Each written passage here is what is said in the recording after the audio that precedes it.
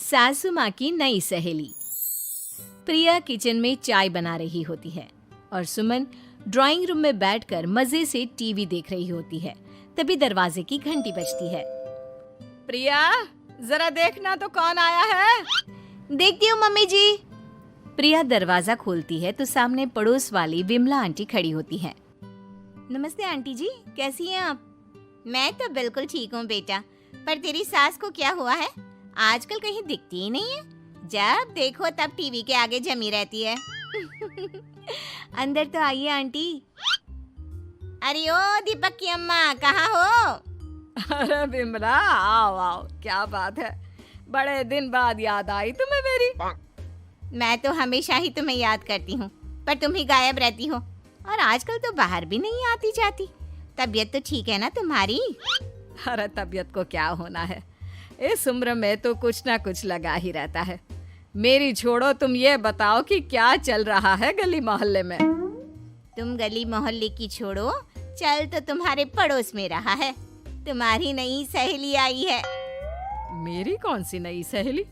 मैं तो यहाँ बस तुमसे बातचीत कर लेती हूँ या फिर बाजू वाली शर्मा की बहू से दो चार बातें कर लेती हूँ।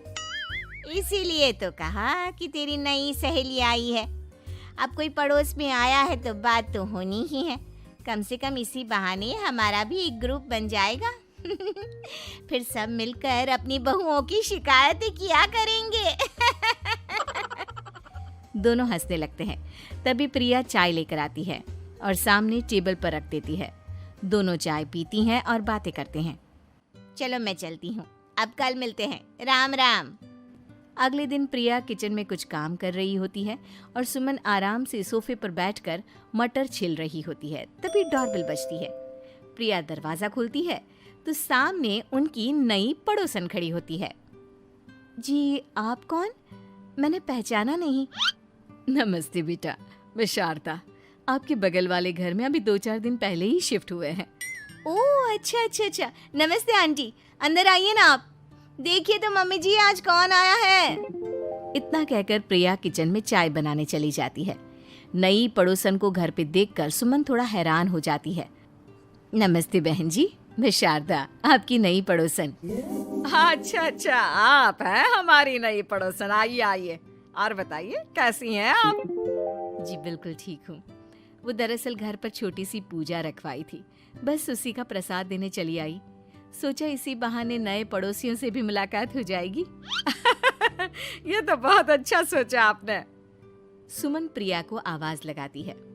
अरे ओ बहू, जरा चाय पानी का तो आके पूछ लो। ये आजकल की बहुएं भी ना, जब तक बोलो नहीं तब तक कुछ नहीं करेंगी। आई मम्मी जी। प्रिया चाय लेकर आती है। दोनों बैठकर चाय पीती हैं और खूब सारी बातें करती हैं। अच्छा बहन जी, अब मैं चलती हूँ, फिर मिलते हैं। अब तो आना जाना लगा ही रहेगा। शारदा के जाने के बाद प्रिया किचन से बाहर आती है। क्या बात है मम्मी जी, आप दोनों को देखकर तो लगा ही नहीं कि पहली बार मिल रही हो। आप दोनों तो बिल्कुल बिछड़ी हुई सहेलियों की तरह बातें कर रही थी। अरे जब दो औरतें मिल जाती है ना, तो बातें अपने आप ही निकल आती है। अब तू अपने काम पर ध्यान दे, बातों पे नहीं। ऐसे ही कुछ दिन बीत जाते हैं। अब सुमन और शारदा अच्छी सहेलियां बन गई होती हैं। दोनों एक साथ मंदिर जाती, मार्केट जाती और कभी कभी तो विमला भी इनके साथ मिलकर खूब हंसी ठिठोली करती। एक शाम तीनों बैठकर सुमन के घर पर चाय पी रही होती हैं कि तभी बहुत तेज बारिश शुरू हो जाती है। सुमन जोर से प्रिया को आवाज लगाती है। प्रिया, ओ प्रिया, देख कितनी तेज बारिश हो रही है। जाके छत से सारे कपड़े ले आ, नहीं तो सब भीग जाएंगे। सुमन 2 बार आवाज लगाती है लेकिन प्रिया का कोई जवाब नहीं आता। शायद प्रिया कुछ काम कर रही है, इसीलिए कुछ जवाब नहीं दे रही। अरे काहे का काम, आराम फरमा रही होगी महारानी। तभी प्रिया बीमार हालत में अपने कमरे से बाहर निकलती है। हाँ मम्मी जी, क्या हुआ?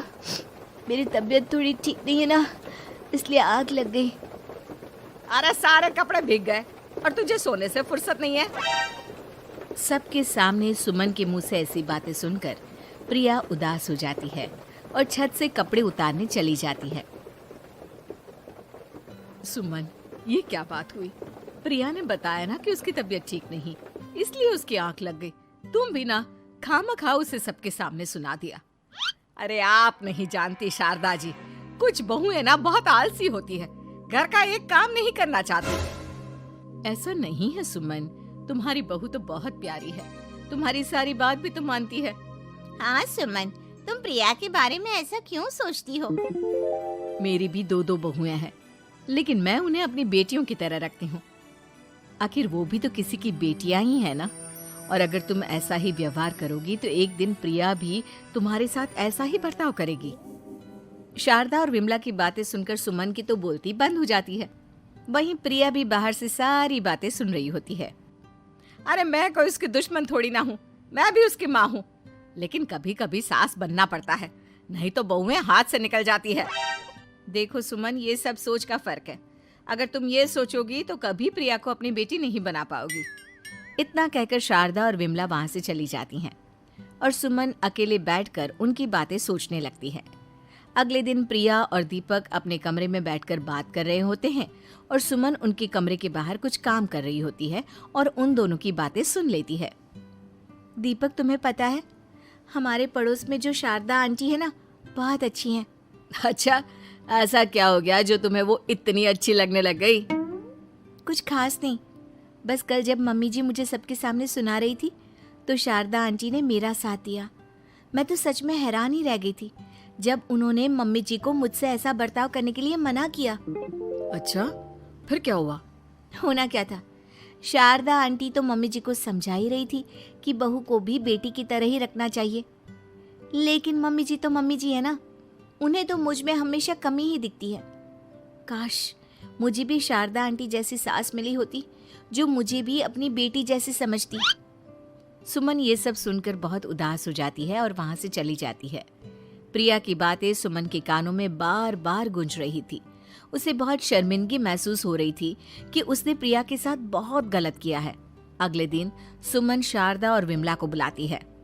क्या बात है सुमन, आज तूने ऐसे अचानक क्यों बुलाया? सब ठीक तो है ना? हाँ, सब ठीक है, तुम दोनों बैठो तो सही। तब तक दीपक और उसके पापा भी आ जाते हैं। प्रिया, तुम भी आ जाओ। क्या हुआ मम्मी जी, आपने बुलाया? हाँ प्रिया बेटा, मैं आज सबके सामने तुमसे माफी मांगना चाहती हूँ। मैंने आज तक तुम्हारे साथ बहुत बुरा व्यवहार किया है, लेकिन तुमने कभी भी मेरे साथ बुरा बर्ताव नहीं किया। मुझे अपनी गलती का एहसास हो गया है, हो सके तो मुझे माफ कर देना। प्रिया अपनी सास की बातें सुनकर हैरान हो जाती है। उसकी आंखों में आंसू आ जाते हैं।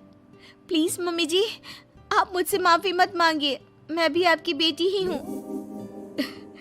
वैसे एक थैंक यू तो मेरी नई सहेली को भी बनता है, जिसकी वजह से मुझे मेरी गलती का एहसास हुआ। शारदा बहन, आपका बहुत बहुत शुक्रिया जो आपने मेरी आंखें खोल दी। अरे क्या सुमन, तुम भी ना। तो फिर इसी बात पर चाय और पकोड़े हो जाए। हाँ, क्यों नहीं।